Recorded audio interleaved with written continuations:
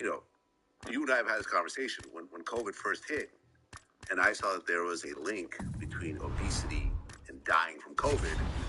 I lost 25 pounds. Yeah. And I've kept it off. Yeah. 3 years later, I weigh about 200. I'm not going to say I'm in a perfect shape, but I'm in way better shape than I was before. I took my health very seriously. And a lot of people, when you see them die, like Big Pun, who was like 500 pounds, who died from a heart attack and so forth. Like, to me, that's scary. And that motivates me to lose weight and eat better and work out and so forth. So you yourself, at your age, what do you do that you think is key at this state? Well, first of all, it's just priority-wise and what I think is valuable. I mean, if I say, okay, I'll give you, $5 million today, but you have to die tomorrow. Or I'll give you $5 million, but, you're going to have horrible health. You quickly figure out what's more important, right? I mean, your body, your health is the only thing that you really own that somebody can't take away from you. So I kind of look at it like, it's nothing about, it's kind of just this discipline thing. It's I get to do it. I get to train. I have the right, this is a right for everybody. And people talk about oh, I don't have time. Okay, let's put these things together here. Because you say you don't have time to put into your health. I would argue that taking care of yourself is the only thing that gives you more time. Yeah, good point. Yeah, because, you have more time on this planet at a better quality of life. Yeah. So you don't have time to work. Well, okay, you're going to have less time than you know. So to me, it makes a lot of sense. The fact that one day I'm going to have a cane and I'm going to wish I could run. I'm going to wish I could get out of here and go work out. I'll get everything I own to be able to do that.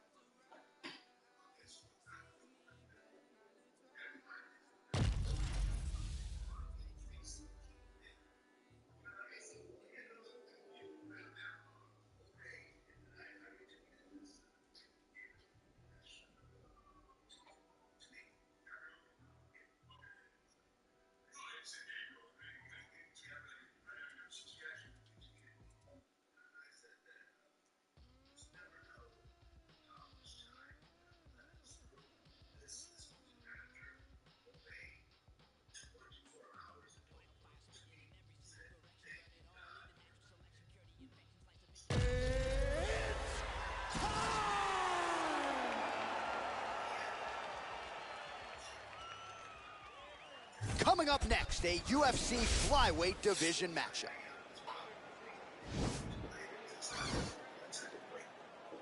24 hours before, he said, thank you, God. Ready.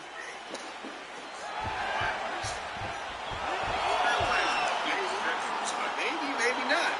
You could have been plans to die a day later unless they're going to give him some suicide mission. But I hate to be morbid, but it could have been like, thank you for another day. That was fucked up. That was fucked up for me to say that, right? I feel fucked up by saying that. But listen, if you are if you are an unhealthy weight and you continue to stay that unhealthy weight, you cannot be surprised when bad things happen because of that weight. Like for example, Big Boy from the radio, who I know, he was morbidly obese, and he went and got an operation to get it fixed. He got the stomach staple. I interviewed Buster Douglas after he lost to Holyfield. He sat around and ate to the point that he put himself into a diabetic coma. He woke up and said, that's it. No more. I am done with this lifestyle. Well, you ended up going from 246 pounds to almost 400 pounds. Man, he's just got a great feel. What was the heaviest you ever got? That was it. I'm just saying. He's doing a great job. Until I went into that diabetic coma. Look at him working at trying to shut the liver. Right. You weren't a diabetic before that, right? No, I wasn't. perfectly Okay, healthy. so you gained Dillashaw's hook shot you is gained so blocked. much weight Saw that you that ended up coming getting from a mile diabetes. away. Right. Big kick land. At that Left point, combo is good. you know, before the coma, Oh, here you are, massive 400 kick pounds, there. We'll see if he diabetic. connects. Oh, Did you think, okay, look, if I keep going down this path, I'm just gonna die? Yep. Like, you know, That's where it came to. Waking up in the hospital, it was like, whoa, this is it. I almost checked out of here, you know. And that was inspiration enough to get back he's out. into life, the game of life. What a performance! Yeah, man, crowd loving it. Just a gorgeous shot there to end the fight. Really just the way he drew it up. He found the opening and capitalized on it to the utmost extent. Nicely done to finish the fight.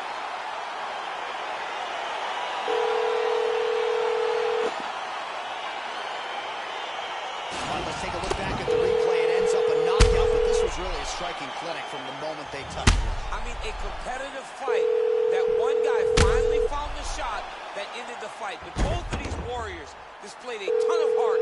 One guy got the finish, but neither guy should be disappointed in their performance. Ladies and gentlemen, referee Herb Dean has called a stop to this contest at 3 minutes, 14 seconds of the very first round. Declaring the winner by... Please leave.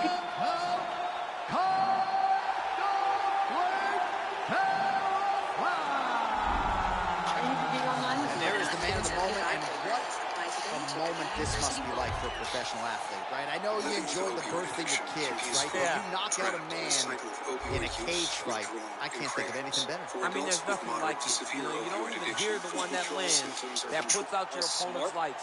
And tonight, he got that done. He should be very proud of the work he and his coaches so I don't got done think that tonight. Tax is saying anything.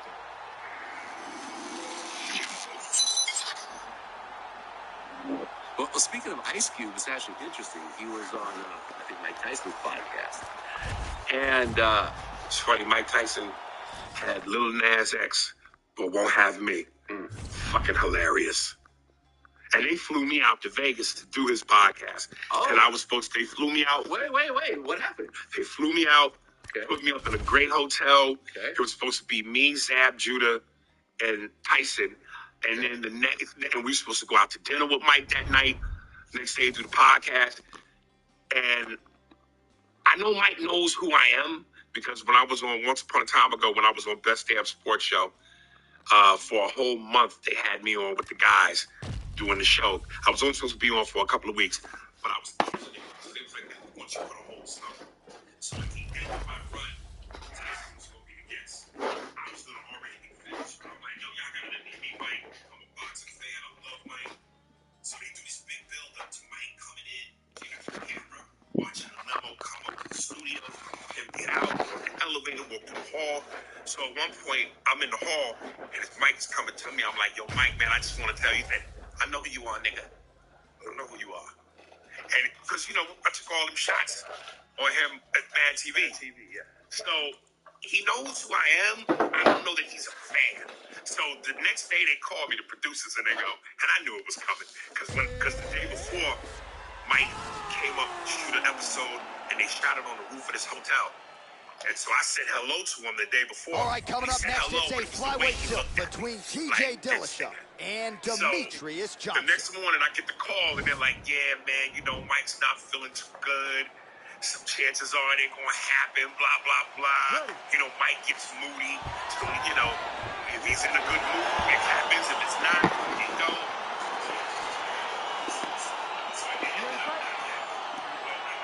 Well, these guys have been on each other's radars for quite some time. Tonight, it shall be done. Both guys well-rounded. You think we're getting a kickboxing match tonight?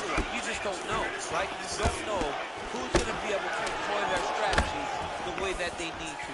This is a close fight on paper, and also in every performance we have seen you put on, these guys seem to be the mirror image of each other. Really timing his shots nicely. Good tempo, very accurate. Oh! He's in trouble. He's hurt bad. Straight right. Oh! Back to the feet.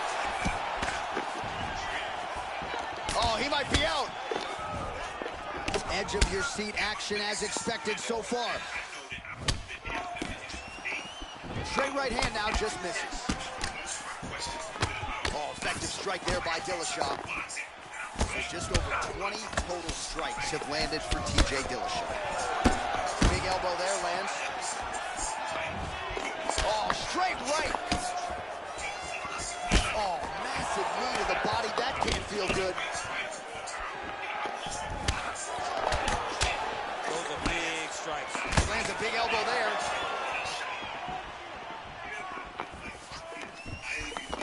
Oh, straight right. Oh!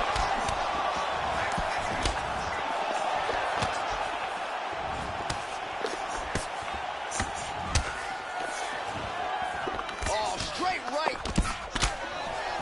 Back and forth we go. Just over 2 minutes to go in what has been a furious round one.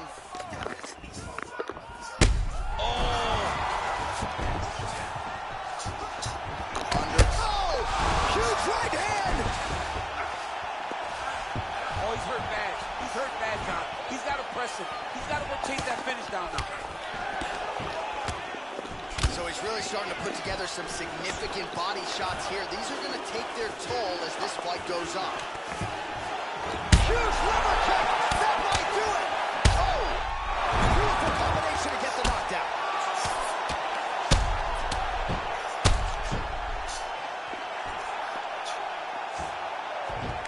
So under a minute to go here in what has been a competitive and action-packed first round. Johnson going for the leg kick. Nothing doing there.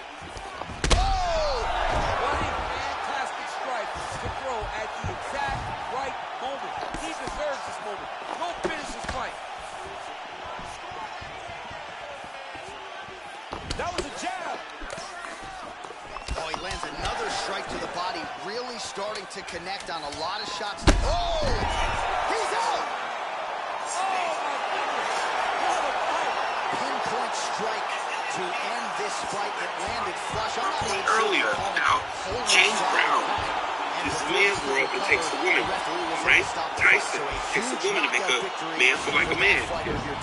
That's what I'm saying. Don't shrug that off so easily when I go, pussy is compliment. And Kanye, you know, I don't put all the blame on that, but that might have been the straw that broke the camel's back. Losing the woman that you love, even if One it's guy your got the fault. finish, but neither guy should be disappointed in their performance. Ladies and gentlemen, referee Herb Dean is going to stop this contest at 4 minutes, 52 seconds of the very first round. Declaring the winner by knockout. Social media and the internet.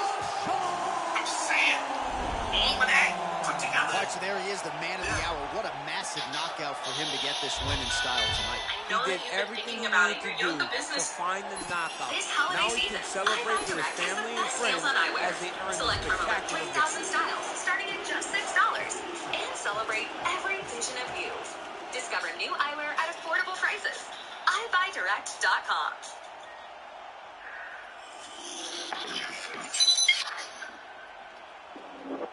When Kanye went on Drink Champs and said that George Floyd didn't die from the cop's knee on his neck, he actually was a drug addict, and that's why he died. And the knee wasn't really on there. How did you feel? I was just like, somebody needs. The boy's hurting. Listen, the boy is living what I call a heckler in the house. This girl is fucking everybody. When she comes home, she listening to Drake. Her ringtone is Ray J. One wish. There's a picture of Reggie Bush in the bathroom. She's watching Chris Paul on television. He's fucked up. Basketball. He's fucked up in the head. He got Pete this. Davidson is you know, Christian, what's his making name? pancakes. She picks the ugliest white boy in the world. With the fuck, he looks like the fuck's a win.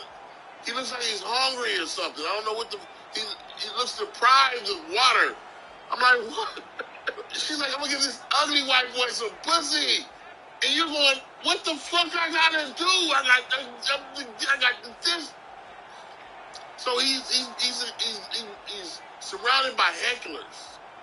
So I think it's fucking up his head. Hurt people hurt people. Mm-hmm.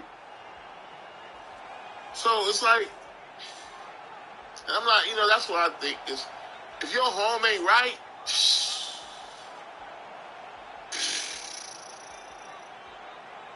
that home ain't right, brah. You come home, your wife come on, did you hear Drake's album? Drake's album? Got off tour. Where's the kids? They're in there. They're in there with Reggie Bush.